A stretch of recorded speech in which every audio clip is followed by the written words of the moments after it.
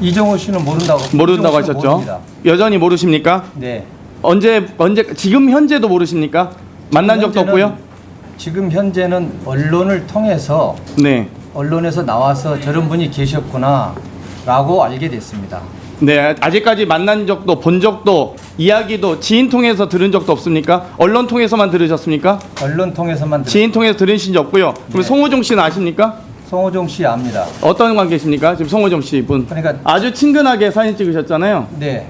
이거 김기현 변호사한테 받은 게 아니에요. 본인 지인들이 다 제보하고 있습니다. 해병대 관계자들. 근데 송호종 씨 언제부터 하셨습니까?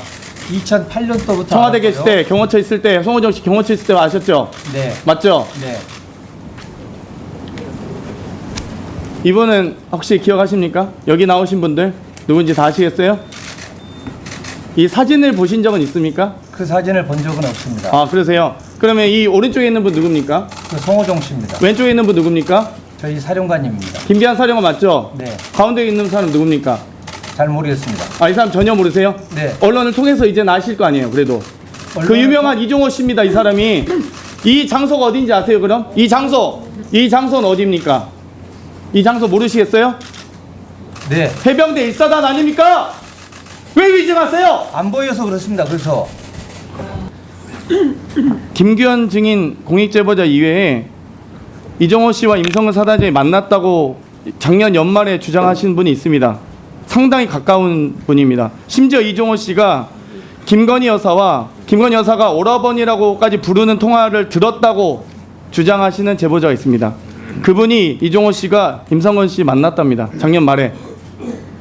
안 만났습니까? 안 만났습니다. 알겠습니다.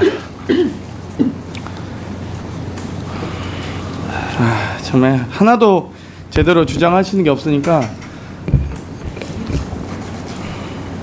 제가 보는 앞에서 제 와이프를 성폭행하고 이제 두 돌 된 제 딸은 얼굴에 큰 상처를 내서 평생 후회하도록 만들겠다고 얘기를 하였습니다. 그러니까 저는 국방부 군무지원단 소속 해군소령 노은결입니다. 바쁘신 와중에도 기자회견에 와주신 기자분들께 감사드립니다. 2024년 12월 3일 비상계엄이라는 초유의 상황을 경험하신 기자 여러분과 국민들께서 제 이야기를 믿어주실지 어떻게 받아들이실지 모르겠습니다. 저 하나만 연관된 문제였다면 조용히 침묵하고 넘어갔을 것입니다. 군인 신분이라 웬만하면 조용히 지나가는 게 좋을 거라는 생각도 했습니다. 하지만 제 아내와 딸을 해치겠다며 차마 입에 담지 못할 말로 협박을 해왔고 저와 제 가족에 대한 사찰이 이루어지고 있다는 사실을 알게 됐습니다. 저는 가장으로서 제 가족의 안전을 지키기 위하여 지금 이 자리에 섰습니다. 지금부터 제가 겪은 참담한 이야기를 말씀드리겠습니다. 저는 10월 23일 오후 1시경 서울 용산 국방부 영내 병영생활관 8층에서 저를 사찰하던 신원불상의 인력에게 폭행과 협박을 당했습니다. 그 결과 계단에서 떨어져 허리가 부러지는 사고를 당했습니다. 정확히는 요추 2번 골절 및 왼쪽 손목 골절 수술을 받았고 군 의무조사를 통해 심신장애 등급 7급, 장애 보상 등급 3급, 상위 등급 6급으로 퇴역 대상이 되었지만 전역 부동의 및 계속 복무 신청을 해둔 상태이며 현재는 재활 치료 중에 있습니다. 당시 신원불상의 그 인원은 저에게 대통령에게 충성 맹세하지 않는 종북 불온 세력 빨갱이라고 하였고 저뿐만 아니라 가족에게도 협박을 하였는데 제가 보는 앞에서 제 와이프를 성폭행하고 이제 두 돌 된 제 딸은 얼굴에 큰 상처를 내서 평생 후회하도록 만들겠다고 얘기를 하였습니다. 이 같은 모욕과 협박을 듣고 평생 침묵하면서 살 수 없다고 생각했습니다. 언제든 가족들에게 해를 끼칠지 모른다는 불안감에 시달리면서 계속 살 수는 없었습니다. 만에 하나 가족들에게 실제로 안 좋은 일이 일어난다면 그 죄책감을 감당할 자신이 없었습니다. 기자회견을 한다고 해서 문제가 해결될지, 가족들을 더 위험하게 만드는 건 아닐지 두렵고 떨리지만 가족들을 생각하고 진실을 알리는 게 맞다고 생각해서 용기를 내서 이 자리에 섰습니다. 저는 2022년 1월부터 2023년 10월 말까지 약 22개월간 국방부 군무지원단 의장대대 해군의장대 대장으로 근무하였고 올해 7월 육아휴직을 신청해 현재는 휴직 상태입니다. 사찰을 받게 된 경위에 대해서 말씀드리겠습니다.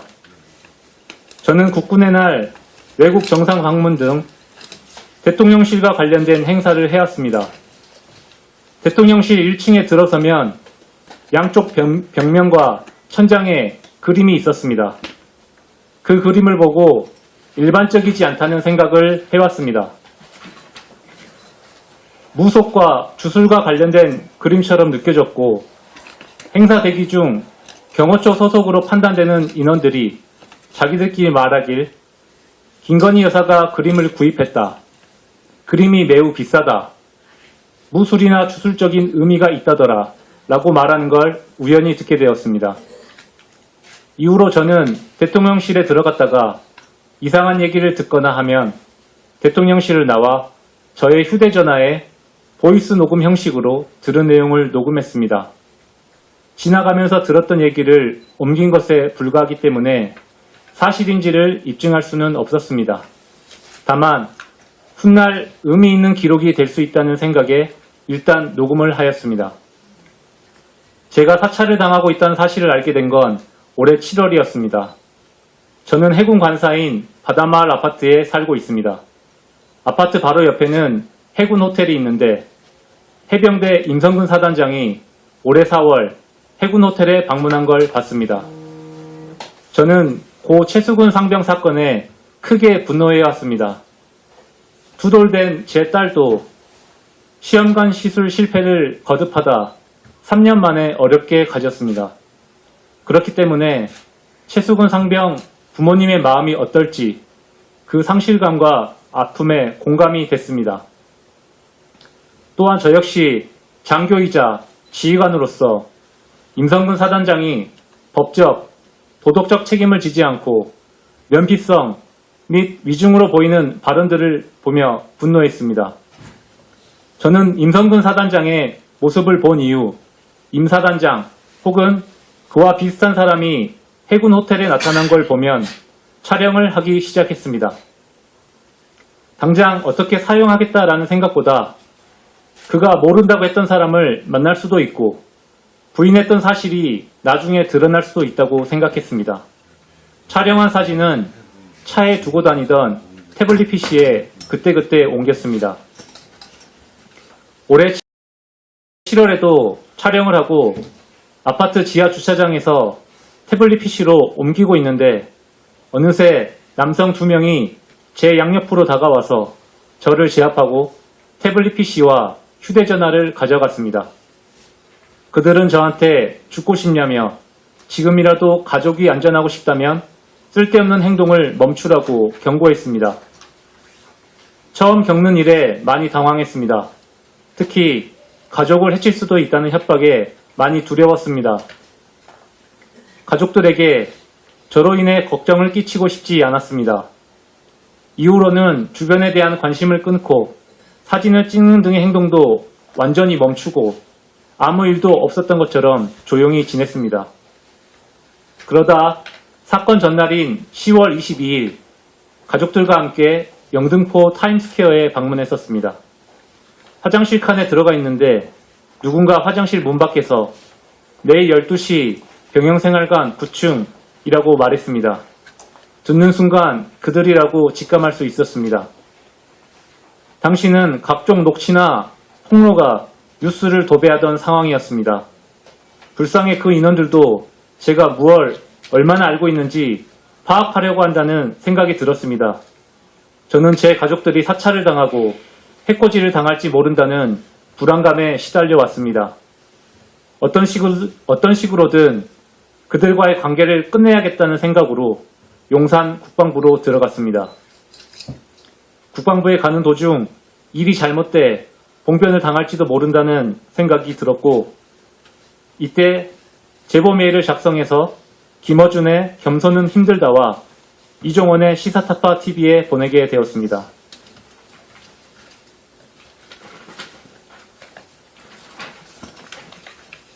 동문 행정안전실에서 출입 조치를 받아 병영생활관으로 곧장 갔습니다.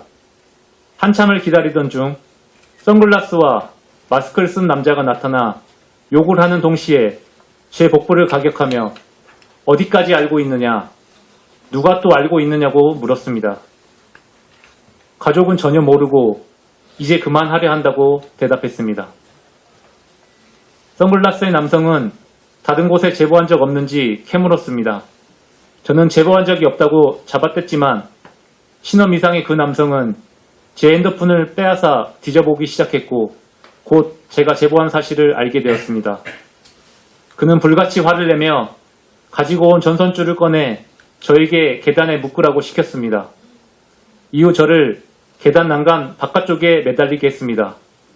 저들과의 관계를 끝내야겠다는 생각으로 오늘만 순순히 잘 따르면 저와 가족이 안전할 수 있다는 생각에 모든 지시에 저항 없이 따랐습니다. 계단 바깥쪽에 매달리자 멀티탭 전선으로 제 목을 묶었습니다.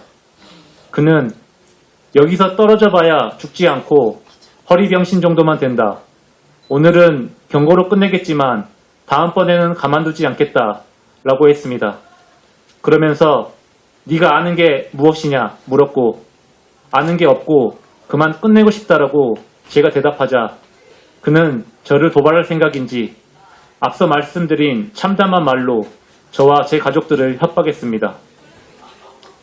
그의 말에 흥분한 저도 소리치며 계단을 넘어가기 위해 저항하기 시작했습니다. 당황한 그는 저를 때리기 시작했고 저는 계단에서 떨어져 허리를 비롯한 온몸의 충격으로 정신을 잃었다가 그날 저녁 발견돼 국군 수도통합병원으로 이송되어 수술을 받게 되었습니다. 군인으로 복무하면서 임성근 사단장에 대한 분노로 그의 사진을 찍은 게 떳떳하지 못한 행동이란 것을 잘 알고 있습니다. 하지만 저와 제 가족을 불법적으로 사찰하고 아내와 딸의 안전을 협박하고 나아가 저를 폭행한 것은 용서받을 수 없는 국가 폭력이라고 생각합니다. 저들이 무서워 그냥 조용히 살자라고도 생각해봤습니다. 나만 입 다물고 있으면 가족에게 큰 일은 벌어지지 않겠지라는 생각도 해보았습니다. 하지만 10월 23일부터 저와 제 가족은 두려움과 불안에 시달리고 있고 집 밖에 나가지도 못하고 있습니다. 평생을 이렇게 살 수는 없다라고 생각했고 어떤 식으로든 저와 제 가족이 당한 불법 사찰과 폭력을 끝내야 한다 생각했습니다. 저에게 사건 당일 위해를 가한 그 인물에게 말하고 싶습니다. 지금이라도 자수하고 양심 고백을 하십시오. 당신도 나처럼 누군가를 상급자로 모시고 조직에 충성하는 부하일 테고 한 집안의 아들이자 누군가의 친구, 형제, 아버지일 것입니다. 올바르지 못한 지시와 판단으로 잘못을 저질렀다면 지금이라도 양심 고백을 통해 바로 잡으라는 이야기를 하고 싶습니다. 저의 사고에 대한 국방부의 조사가 시작되었고 저는 병영생활관 주변에 설치된 CCTV를 분석해 줄 것을 요청했습니다. 군 수사관들은 대통령실 경호처가 관할권을 가지고 있어 쉽지 않을 것이라고 했습니다. 대통령실 경호처에 요청드립니다. 군 수사에 협조해 주시기 바랍니다.